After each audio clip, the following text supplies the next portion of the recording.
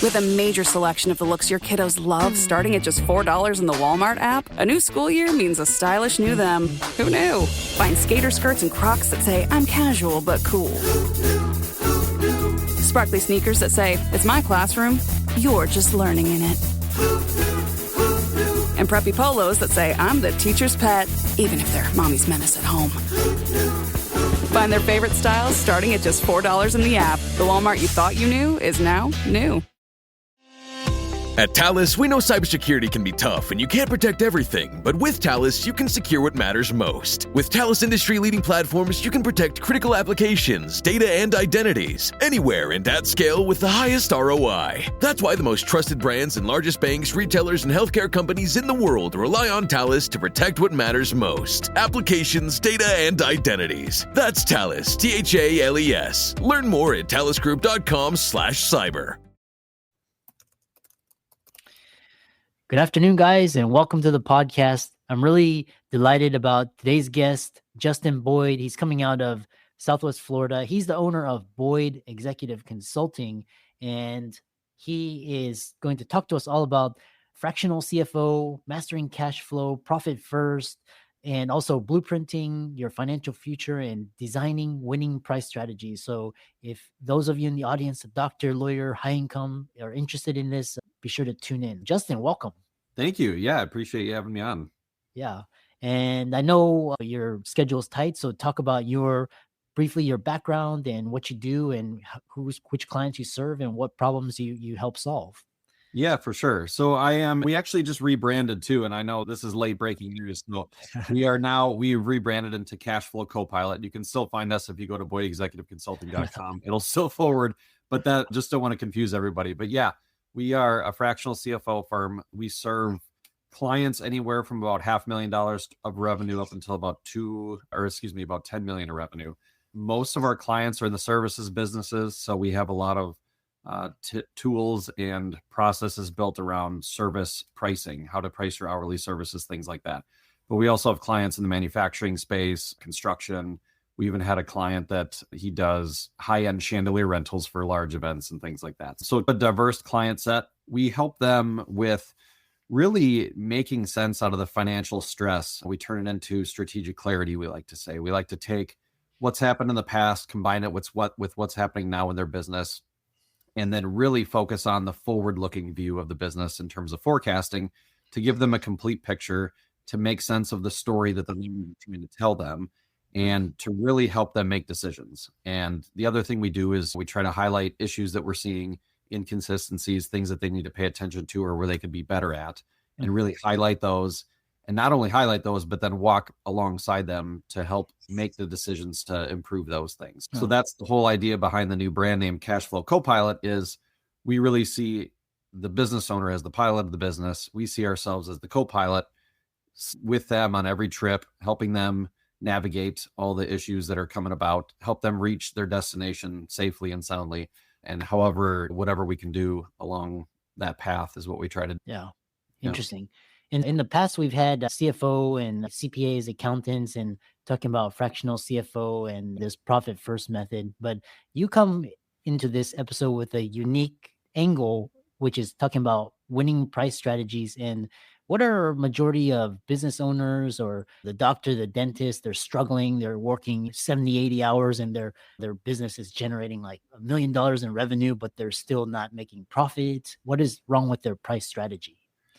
Yeah, it's hard to say, obviously broad strokes, but typically one of the best things to understand is how you relate to the other companies that you're competing against, and also really understand your internal numbers as far as gross profit margin, break-even points, and then the net income that you're trying to hit. And so what a lot of times we'll do is we'll compare a specific company to other companies in that same industry to understand, hey, where are you spending all your money?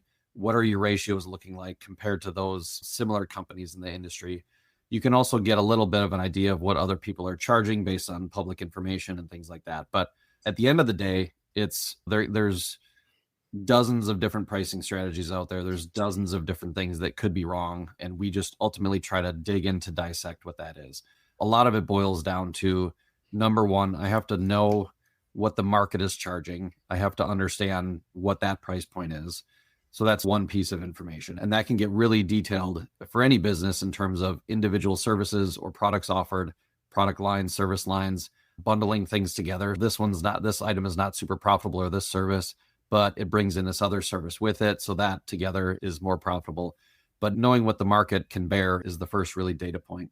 The second data point is really understanding, what does it take for me to be profitable? So based on the internal logistics and mechanisms of my company, knowing the fixed expenses, the variable expenses, and the direct expenses of performing the service versus the indirect, am I optimized as best as I can be? And if so, what price do I have to charge to be profitable? And again, you break it down by, again, all these different products or service lines. They might all be different, and that's okay. There might be things that are unprofitable. And once we have the data, that's really the struggle for a lot of people, is getting the data to support the decision, right? So a lot of people don't have the data. So the first thing is you need the data internally to understand where your profit is amongst all your products and services. With that, you might decide to kill some products that are not high profit, or you can raise the price, or you can say, hey, it's mandatory because it brings in these other high profit areas. But really understanding your internal margins for all those different things, and then how each of those contributes to the collective whole of the company. So it's really about having the data and then diving in layer after layer to get down to the root cause of, okay, I understand where everything's happening, how everything's contributing to the company, what's necessary, what's not. And now I can make the decision, do I raise price because I'm losing money? Do I lower my price because I'm above market price? Different decisions within there, but it's really about having that data. So that's the second piece. And then the third piece is where are we headed in the future? Or are there other things maybe outside of the business or that complement the business that come into play? But you really have to have all those in a line. And then once you understand your pricing strategy, the next piece is sales and marketing, which is a whole other conversation. But how do we present the pricing to the customer so that it's clear? It explains why our pricing is what it is. Because I think a lot of times people, if they lose trust in you, even if your pricing is okay, if they don't know where that price came from, or they feel like it's predatory, or they feel like, I just don't know how they came up with that can lose trust, and they could move on to the next company that might even charge more. But really, how do I present this clearly, factual, straightforward? Here's why it is what it is. Here's how we're better than our competitors. And then also giving them options, right, is a big thing. If you give them one option, you say, here's what it is, you're really giving them an ultimatum, and they either have to say yes or no, or their other option is to go to another competitor. So it's really a big deal to give them multiple options within your firm to say, hey, and I understand your needs. Here's 3 potential options. Here's the one I think that's the best, but I'm going to give you a couple alternatives if you want to choose something else. That is a big deal as well, because now you've gained more trust. You've given them multiple options that all route back to you. But that's a big strategy that works. Yeah. I really love that. I really love that answer. So a lot of services companies like a private practice or a dentist, what margins should business owners be expecting from a healthy company? Yeah. So again, it depends on the industry. Home services, which is what we have a lot of clients in, typically you're looking for gross margins at the lowest point around 50%. We do have clients upwards of 70%, low 70s. If you have someone that's truly not participating in the business themselves, if they are, that's when you get the higher margins. But if they're not, yeah, I would say on average around that 60% mark is really what we're trying to hit from a gross perspective. And then a net, we're trying to get at least 15 to 20%, but that's not typically where they're starting. Yeah. As far as the doctors, the dentists, lawyers, CPAs, they can all differ a little bit depending on the size of their firm and the structure and how all that is set up. But that's one of those things. We use that tool where we'll go on and we'll say, hey, depending on your specific industry, this is what we're seeing from other firms. They may or may not be successful firms, but we understand what those margins are. Specifically from a home services standpoint, which encompasses a lot of different services. Typically, we're shooting for at least 60% gross margin there. Fascinating. Next question I have for you is, we talked about what numbers should business owners be looking at every month if they want to know and grow their businesses? Yeah, for sure. So the first one is gross profit margin, like I mentioned. Everyone's typically concerned with revenue, and they're typically looking at their net income. However, between that, we really have to understand what is our gross margin, which really tells us after we subtract the cost of actually delivering that product or service, what are we netting? And the reason that's important is that's really what drives the horsepower of the business. Everything beneath that in terms of overhead costs, your administrative labor, your marketing, your fixed expenses like your insurance and rent and things like that. Those, a lot of times they're not as changeable, or you don't have as much control over a lot of those things, or they're more fixed as it relates to the volume of the business. And so you can still change those things. You can still have some power over that. But what we really want to do is we want to say, hey, for every dollar of revenue that we sell, we want the highest possible gross margin, because that flows directly to the bottom line once all of our fixed costs are covered. So that's really the horsepower of the business. We need to optimize that, because that, you don't have to do anything else, but what you're already doing is selling revenue, and that's going to bring a lot more profit and cash flow to the bottom line. And then we'll separately work on those other expenses to try to minimize those and things like that. But again, a lot of those things you can't change as often, or they're just a necessary evil of the business. And for every dollar that you cut of an expense, you're going to save $1. But for every percent you save from a gross profit standpoint, every dollar revenue you sell, that's going to scale exponentially, right? So that's a big deal. So that's one thing. Second thing is your net income, because that's really, again, what's going to drive cash flow. It's what's going to drive growth or reinvestment opportunity. So I would say that's really the second thing. Third thing is understanding your marketing dollars and your return on investment for those. Which channels are successful, which ones are not, which ones lead to the lowest cost per acquisition of a customer and the highest lifetime value, I would say, is the third thing. Fourth thing, I'm not doing this by order of importance. I would say one of the most important things, it's in our name, is cash flow. What is our operating cash flow every month? And we also are going to understand debt and distributions and things like that. So we'll get to net cash flow. But overall, we need to understand what is the cash flow every single month, because that is truly the lifeblood of the business. Without cash, we're not going to be able to buy products to sell. We're not going to be able to pay employees if it's a services business. We're not going to be able to pay any of our bills, pay any of our debt obligations, anything like that, if we don't have cash in the bank, regardless of how profitable you are. Your net income could look great, but if your cash flow is low or negative and it's not servicing, the company's not going to be around for that long. So we really want to understand cash flow. And that's where we really focus on. Is most people are familiar with their P&L, most business owners. They know a little bit about the balance sheet, but they don't spend a lot of time on the cash flow statement. So we really spend a lot of time mapping out every single dollar in and out of the company, so we know here's exactly what went into or out of your bank account, regardless of your P&L, regardless of your balance sheet. So we look at everything together. And then I would say the last thing would really be, from a short-term standpoint, just understanding your current ratio, understanding how much cash and AR do I have for short-term assets compared to short-term debt, things that I'm going to have to pay off, like credit cards, other short-term loans, short-term obligations due within the first 12 months. So I would say that is it's a measurement for short-term survival, which is super important. And then I would say the last one is, from a long-term perspective, understanding our debt to assets. So how leveraged is the company? That really indicates what our long-term survival is. And if we have revenue downturns, we have cyclical revenue, things like that. If we have a high debt ratio, that really presses the company into rough spots in terms of cash flow when revenue dips, because we have all these debt obligations.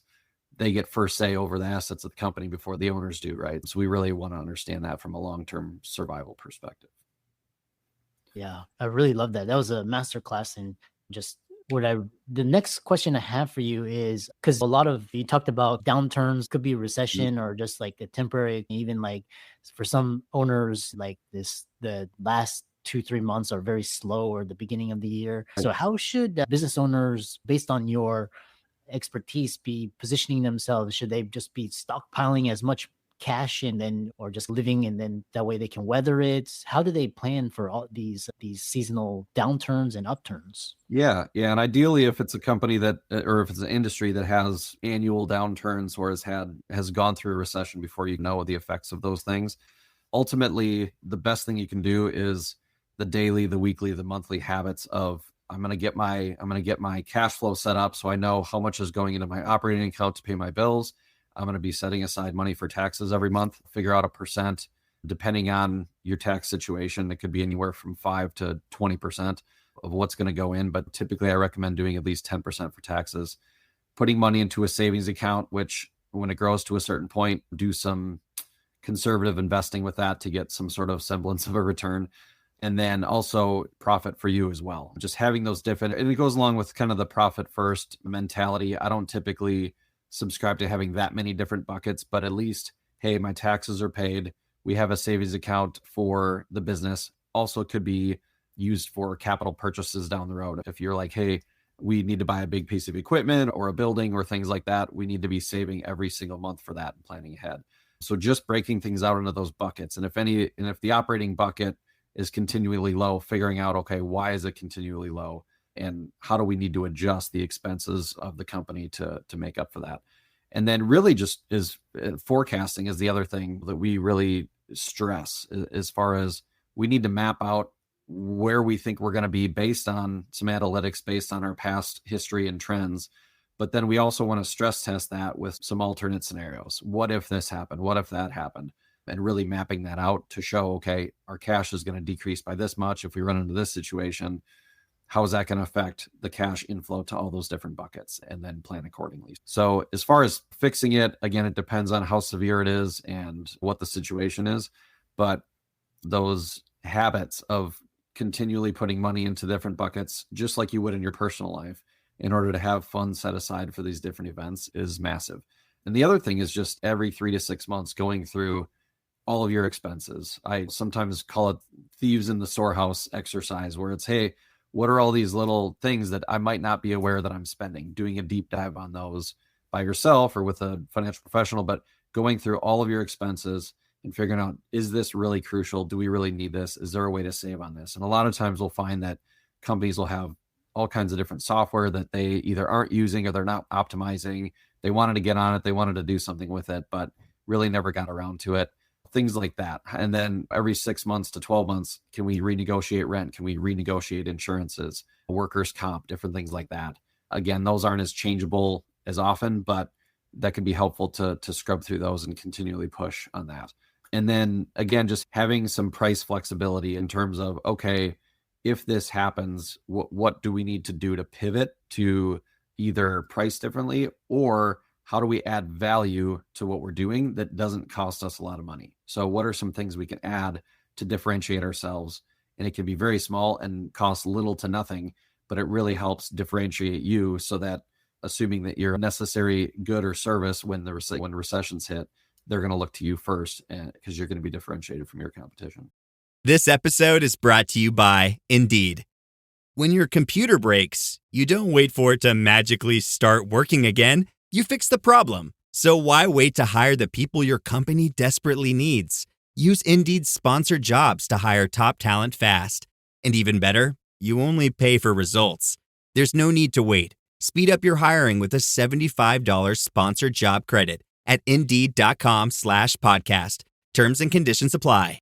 Mint is still $15 a month for premium wireless. And if you haven't made the switch yet, here are 15 reasons why you should. 1, it's $15 a month. 2, seriously, it's $15 a month. 3, no big contrast. 4, I use it. 5, my mom uses it. Are you playing me off? That's what's happening, right?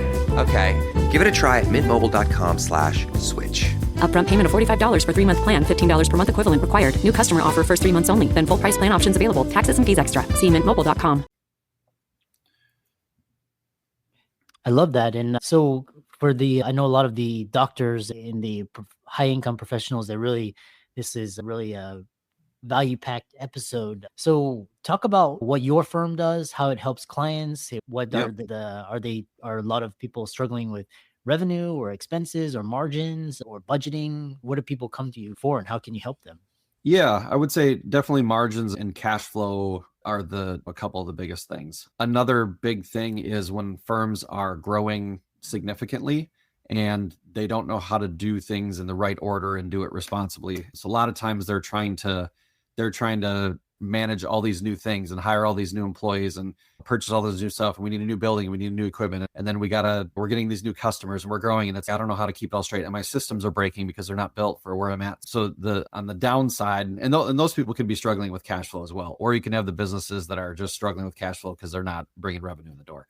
But I would say, yeah, massive growth is one thing, or expansion, cash flow issues, margin issues. And so what we typically do is we bring them in the door, and surprisingly, a lot of these companies don't have a budget. They've never had a budget. We've worked with even $10 million companies that don't have budgets.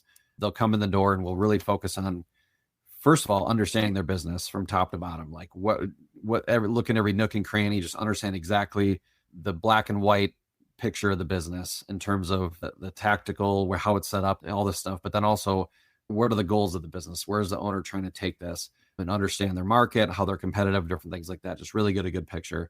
The next thing we do is really help establish a detailed budget, because if we don't have something to measure against, we only have a feeling of how we're doing, how we're performing. And so we really force the issue of diving deep down. And if it's not a profitable looking budget, we'll press back and say, hey, this is not going to get us to where we need to go.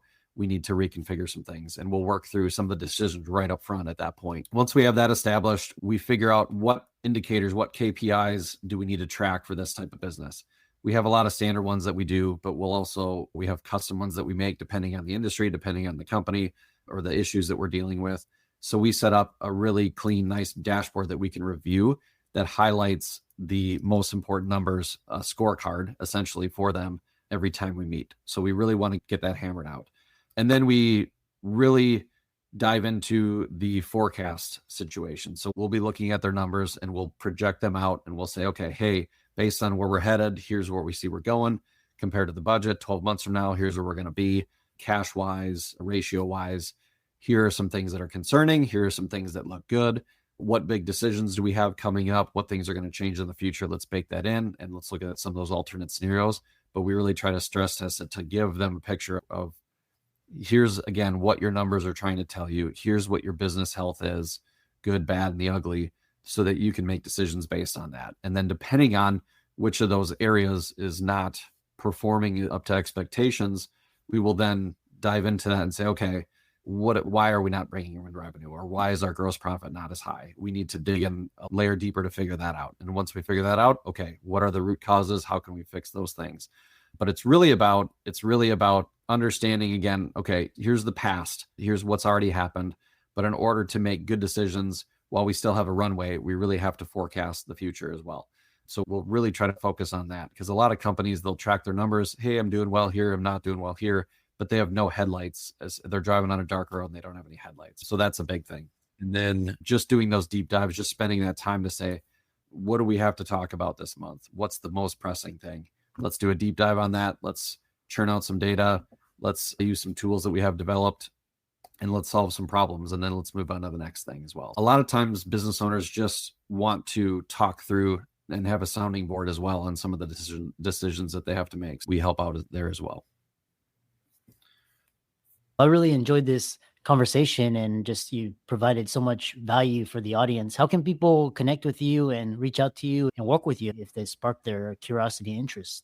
Yeah, for sure. Yep. So we are at yourcashflowcopilot.com. You can find me on LinkedIn as well, Justin Boyd. Or if you want to just set up a meeting, it's calendly.com/cashflowcopilot is a way if you just want to set up a meeting. And I always tell people, I'm happy to chat with anybody and just, hey, you got a question or you got an issue, let's chat about it. I'm not going to be like, nope, only for clients. I'm very flexible that way. I would say I came from the corporate world. I like to run this company in a more relaxed fashion. We take it serious and we do all the things we need to do, but it's more informal. And we're like, hey, we just want to work with the people. We do this because we love working with business owners. We like that relationship. That's really where they get the most value. That's where we get the most enjoyment. So needless to say, I'm always happy to chat through anything, help out where I can, even for people that aren't clients. Yeah. Awesome. Thanks so much, and keep up the great work, and wish you continued success in your endeavors. Thank you. Yeah, I appreciate it. Thanks for having me on. I'm a big fan of the show. It's great to listen to.